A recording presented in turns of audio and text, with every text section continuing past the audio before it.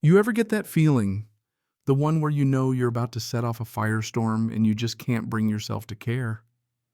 That was me standing barefoot in August heat, pouring the foundation for my own damn house, ignoring every so-called expert who said, "You're crazy to build here." See, most folks in Louisiana would sooner trust a gator than that patch of gumbo soil I picked, but I'd spent my life watching other people do things wrong and pay for it later. I figured why not take the risk myself and do it right. I picked my spot 400 yards uphill from a brand new gated development called Bay Wind Reserve. The place was all flash sales signs promising elevated coastal living, fancy logos, curated tranquility. It was like a spa resort for hedge fund kids who thought vinyl siding counted as architecture. Me, I was building something different. I spent a year drawing up my plans. Industrial shutters, hurricane glass steel beams, concrete walls, a solar array, even water filtration off an artesian well. I built a bunker because honestly I've read the FEMA reports and I know what Gulf storms can do. Folks laughed at me, called me a doomsday prepper. I let them. Spent 20 years as a structural engineer working defense contracts. I've seen what 140 mph wind does to cheap plywood and bad attitudes. And right when I was knee-deep in rebar and Sweat Bay Wind Reserve, started Phase 3 and enrolled coastal frameworks. Their trucks looked like billboards and the guys acted like they were raising the Taj Mahal. All I saw was discount lumber, where there should have been hurricane-rated beams, cheap shingles, wet insulation nailed up without even a thought about wind ties. I wouldn't build a doghouse like that. One afternoon, I strolled down with my hard hat and called out the site manager gut like a beach ball clipboard tan attitude for days. "You do know this is a wind zone C, right?" I asked. "You're not even bracing for shears." He barely looked up. Said he's been building here since '02 and everything passes code. Well, I told him code won't keep your roof on when a Cat 4 rolls in. He just shrugged and said that's what insurance is for. I went home, poured a stiff drink, and started compiling FEMA wind risk maps and ASC recommendations, then sent it all off in a nice formal letter to the Bay Wind HOA. Couple weeks later, I get a reply from Karen Mayfield, HOA president. It's a single paragraph that basically says, "Mind your own business." Told me my unsolicited analysis undermines confidence and devalues the tone of our community. Like I was the one about to wreck the place.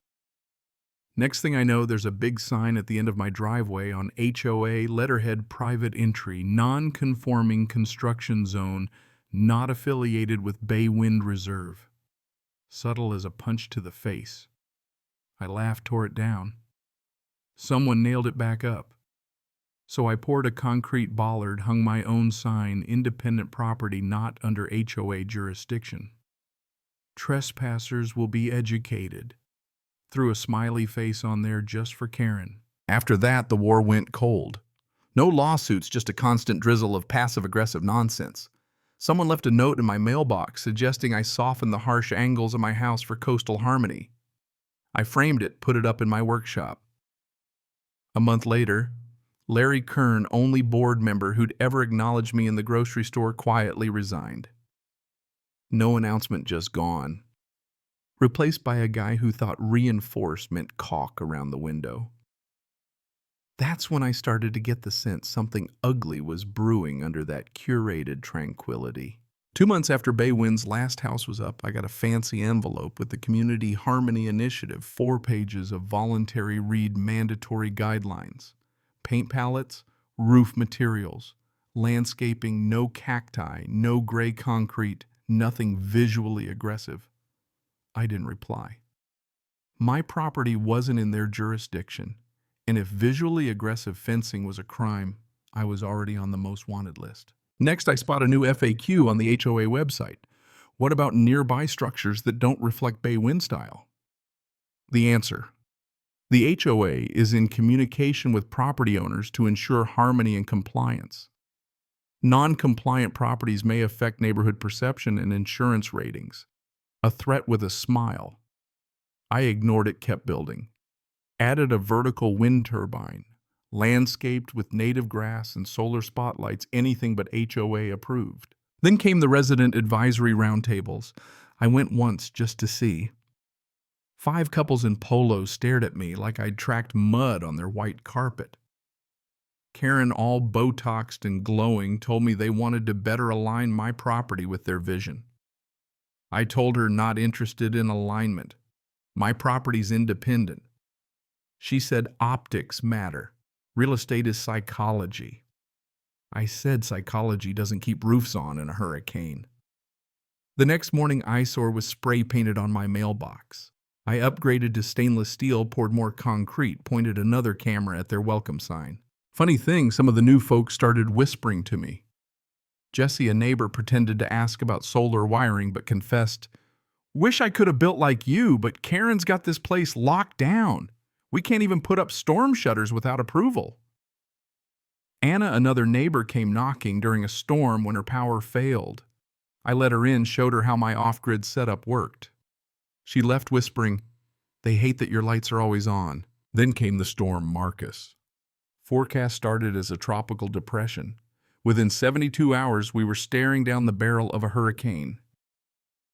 Karen posted a smug update: Bay wind meets or exceeds recommended resilience levels. I knew better.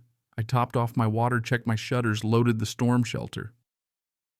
But after Karen posted her no evacuation needed memo, I lost my patience.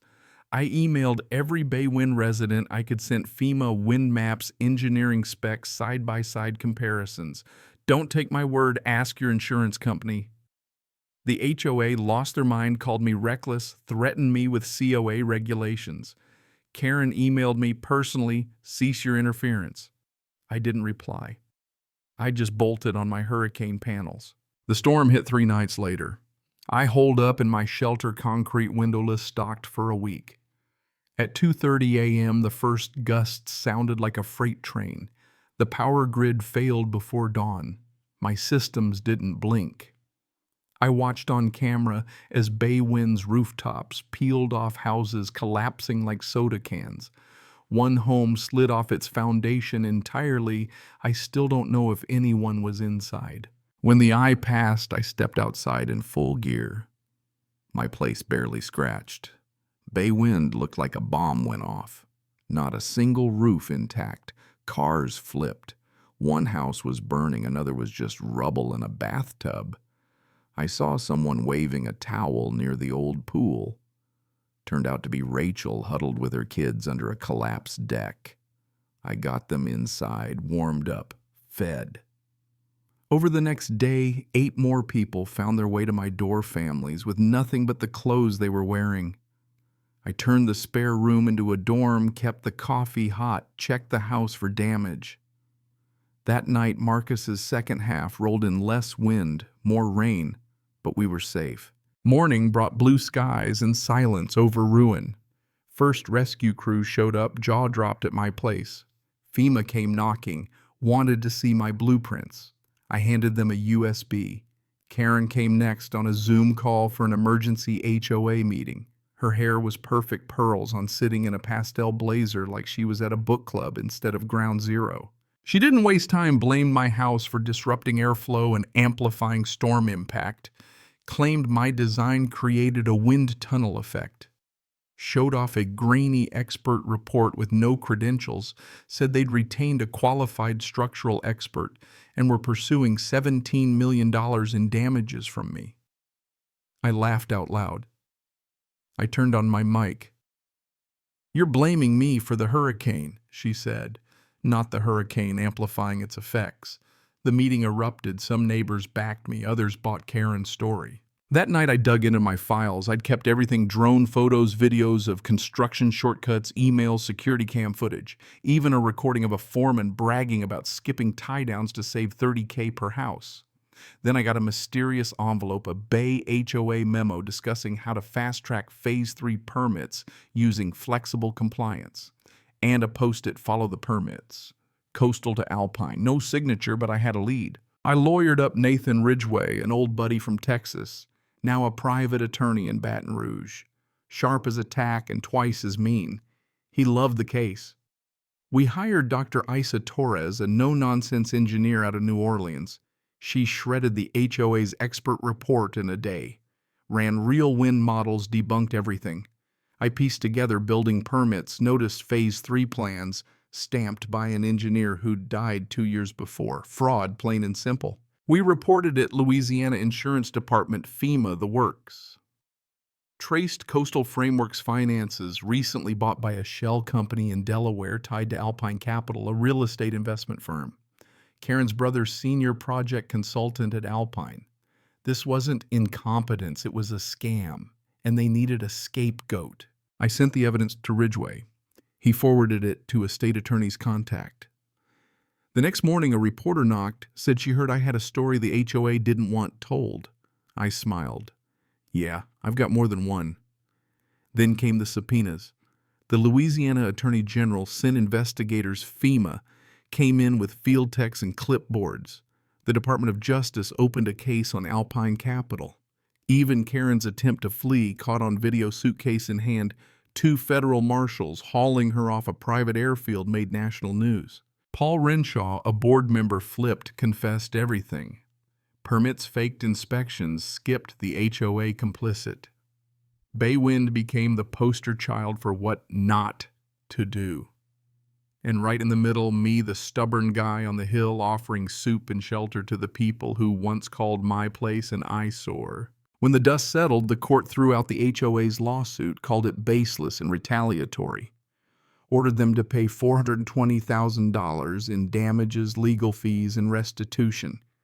Karen got 13 years in federal prison. Her brother 8.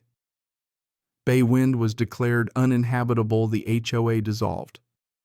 My house stands 2 years later untouched by storms or scandal. Wild grass has taken over what's left of Baywind. My place runs on sun and stubbornness. FEMA asked me to consult on resilient building. I started my own firm, Iron Line Structures. Our motto, build for the worst, live through the rest. Last week, a school group came by. Teacher pointed to my house, said, "This is what real engineering looks like." Some kid asked if it was a military base. I grinned, said, "Nope, just one stubborn man, a calculator, and too much concrete." By the gate, I hung a new plaque. Panic destroys. Planning survives. Underneath, property not affiliated with any HOA ever. And you know what? That feels better than any trophy. But let me ask you, what do you think real justice looks like? Should we let folks off easy when they build on fraud? Or does doing the right thing matter, even if you're standing alone on a hill, holding your ground against the storm? Drop your thoughts in the comments, share your own story. Let's talk about what really lasts when the wind blows.